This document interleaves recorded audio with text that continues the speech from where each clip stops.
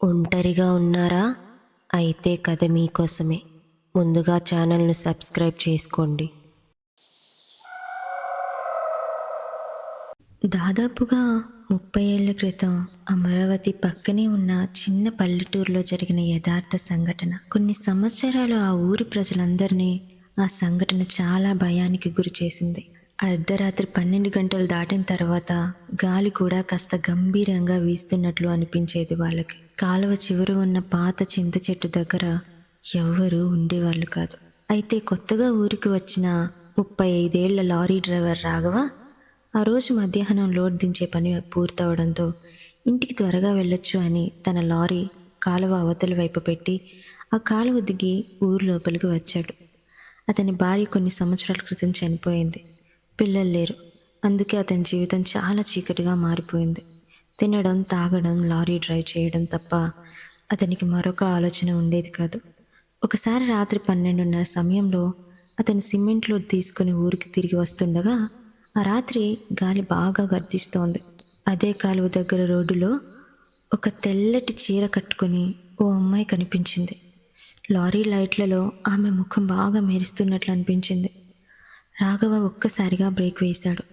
Lorry కాస్త పక్కకు ఒరిగినట్లు అనిపించింది. అతను వెంటనే కిందకి దిగి చూసేలోపు ఆ అమ్మాయి కనిపించలేదు. ఎవరు తను? తెలిసిన అమ్మాయిలా ఉంది అని చుట్టూ చూశాడు. కానీ అక్కడ గాలి శబ్దం తప్ప ఇంకేమీ లేదు. ఆ రోజు నుంచి రాఘవకి విచిత్రమైన అనుభవాలు మొదలవుతున్నాయి.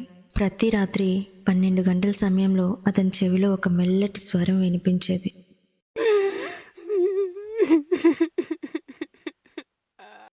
ఉలిక్కిపడి లేచిన రాఘవ చుట్టూ చూశాడు. తనకేం కనిపించలేదు. బహుశా రోజంతా హారన్స్ మధ్య ఉంటాను కదా, నా భ్రమ ఉంటుంది అని మనసులో అనుకుని అలా పడుకున్నాడు.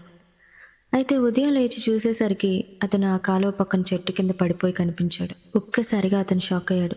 లేచి తిరిగి ఊరి లోపలికి వస్తుంటే అతని వైపు అందరూ విచిత్రంగా చూస్తున్నారు. తనకేం అర్థం కాలేదు.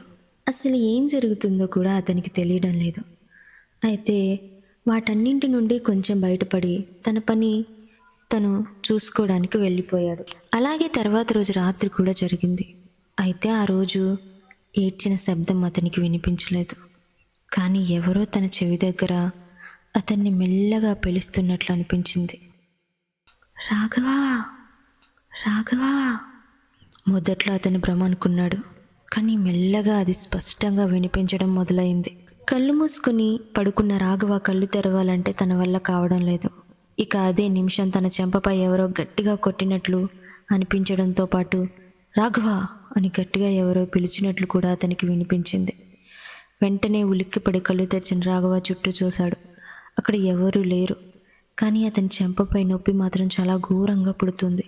అయితే అతను ఏం చేయాలో తెలియక అలా కిటికీ వైపు నుండి తెల్లవారిందా లేదా అని బయటకు చూసిన సమయంలో బయట ఎవరో మాట్లాడుతున్నట్లు అతనికి శబ్దం వినిపించింది. వెంటనే మంచం దిగి తలుపులు తీస్తే బయట ఊరి జనం అంతా నిల్చొని కనిపించారు. అతనికి ఏం అర్థం కాలేదు. ఏమైంది అన్నట్లు ఒక్కో అడుగు బయటకు వేస్తూ ఉండగా మర్యాదగా చెప్పు, ఎవరు నువ్వు, ఎందుకు మా ఊరికి వచ్చావు అని అందరూ అరవడం మొదలుపెట్టారు.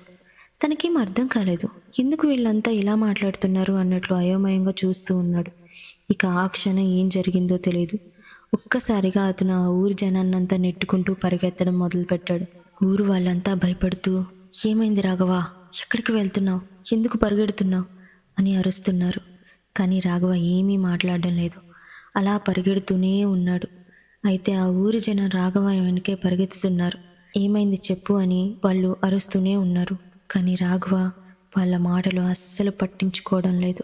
వేగంగా ఆ కాలువ వైపు పరిగెడుతూ ఉన్నాడు. ఇక ఊరి జనానికి ఆ కాలువ చూసిన తర్వాత కొంచెం భయంగా అనిపించింది.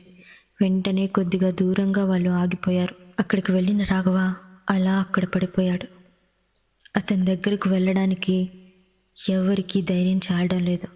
నిన్న కూడా ఇదే జరిగింది. ఇక వెంటనే అందరూ వెనుతిరిగారు. ఇలా ఈ విషయాన్ని వదిలేస్తే కుదరదు. ఊరి జనమంతా భయంతో నిద్ర పట్టక చస్తున్నారు. దీనికి ఏదో ఒక పరిష్కారం వెతకాలి అని ఆ ఊరు పెద్దలందరూ ఆ రోజు కూర్చొని మాట్లాడుతున్నారు. ఇక యథావిధిగా తర్వాత రోజు ఉదయం లేచిన రాఘవ తనని తాను చూసుకుని ప్రతిరోజు ఉదయం నేను ఇక్కడ ఎలా లేస్తున్నాను అన్న ప్రశ్న తనకి తను వేసుకుంటున్నాడు. రాత్రివేళ ఊరి జనం అంతా తనకి ఎదురుగా వచ్చినట్లు, వాళ్ళు ఎవరు నువ్వు అని అడిగినట్లు గుర్తుంది, కానీ ఆ తర్వాత ఏం జరిగిందో గుర్తులేదు. ఇక అతనికి భయం మొదలైంది. రాత్రివేళ ఏడుపు శబ్దం వినిపించడం, ఎవరో రోడ్డుపై కనిపించడం, ఆ తర్వాత తనని గట్టిగా పిలుస్తున్నట్లు వినిపించడం, ఇవన్నీ అతనికి చాలా భయాన్ని కలిగించాయి. ఇక అతను మెల్లగా నడుస్తూ ఊరి లోపలికి వెళ్ళాడు. నిన్న జరిగిన విధంగానే ఇవాళ కూడా ఊరి జనమంతా అతనిని చూసి భయపడుతున్నారు. అయితే ఈరోజు రాఘవ వాళ్ళని పట్టించుకోకుండా వెళ్ళలేదు. అసలు నాకేమైందో చెప్పండి, నేనేం చేశానో చెప్పండి, నాకు తెలియకుండా నేనేదేదో చేస్తున్నాను, అదేంటో నాకు చెప్పండి అని మాట్లాడడం మొదలుపెట్టాడు. అయితే అందరూ అతని వైపు విచిత్రంగా చూస్తున్నారు తప్ప అతనితో మాట్లాడడానికి ఎవ్వరూ సాహసం చేయడం లేదు. అడిగి అడిగి అలసిపోయిన రాఘవ ఇక డైరెక్ట్గా వెళ్ళి ఫుల్గా మందు తాగేసి పడుకున్నాడు. ఆ తర్వాత రోజు ఈ ఊరి జనమంతా నిద్రపోకుండా రాఘవ అనే భయంతో వాళ్ళు అలా లేచి ఉన్నారు. అందరూ భయపడిన విధంగానే ఫుల్గా తాగేసి పడుకుని ఉన్న రాఘవ సడన్గా మధ్యరాత్రి లేచి కాలువ వైపు పరిగెత్తడం మొదలుపెట్టాడు. ఊరి జనమంతా అతన్ని చూసి చాలా భయపడిపోతున్నారు. ఇక ఆ రోజు అతని వెనుకే ధైర్యంగా కొంతమంది పెద్దవాళ్ళు వెంబడించడం మొదలుపెట్టారు. అలా కాలువ దగ్గరికి వెళ్ళిన రాఘవ ఎదురుగా ఉన్న చింత చెట్టు వైపు చూస్తూ వాళ్ళకు కనిపించాడు.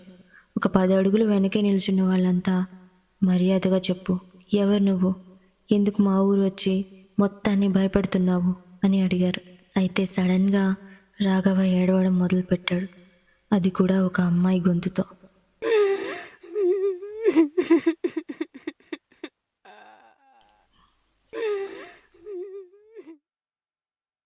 ఆ ఏడుపు విన్న తర్వాత వెనుక నిల్చున్న వాళ్ళకి భయం మరి కాస్త ఎక్కువైపోయింది.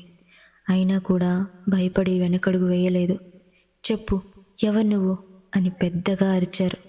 ఆ ఏడుపు ఆపిన రాఘవ, నేను సౌదామినిని అని అతను అన్నాడు. ఒక్కసారిగా ఆ మాట విన్న వాళ్ళందరూ కూడా మరుక్షణం ఆలోచించకుండా వెనుతిరిగి ఊరిలోకి వెళ్ళడం మొదలుపెట్టారు. రాఘవ ఇంతకు ముందులానే పడిపోయాడు. ఆ తర్వాత ప్రతిరోజు అదే జరుగుతూ వస్తోంది. 12:30 దాటితే రాఘవ ఏ పని చేసినా వదిలి కాలువ వైపు పరిగెడతాడు. ఎవరు అడ్డుకున్నా తోసేస్తాడు. అక్కడికి చేరాక అదే మాట, నేను సౌదామినిని అని చెప్తూ ఉండేవాడు. ఇక ఊర్లో పుకార్లు మొదలయ్యాయి. కొన్నేళ్ల క్రితం కాలువ దగ్గర చెట్టు కింద ఒక అమ్మాయి గడ్డి మందు తాగి చనిపోయిందని, ఒక అమ్మాయిని మోసం చేసి అక్కడికి తీసుకువెళ్ళి దారుణంగా చంపేశారని రకరకాలుగా మాట్లాడుకోవడం మొదలుపెట్టారు. రాత్రి సమయం అయితే చాలు భయంతో ఒక్కొక్కరు వణికిపోతున్నారు. ఒక్కరు కూడా అడుగు బయట పెట్టడం లేదు. ఒంటరిగా నడవాలన్నా కూడా అందరికీ భయం పుడుతోంది. ఇదంతా గమనిస్తున్న ఊరి పెద్దలు, మనం దీనికి భయపడుతూ కూర్చుంటే సరిపోదు, దీనికి పరిష్కారం వెతకాలి అని ఒకరితో ఒకరు చెప్పుకున్నారు. ఇక్కడితో ఈ కథ అయిపోలేదు. అసలు ఈ విషయాన్ని ఊరి జనమంతా ఎలా పరిష్కరించారో తెలుసుకోవాలి కదా. తర్వాత వీడియో కోసం వేచి చూడండి.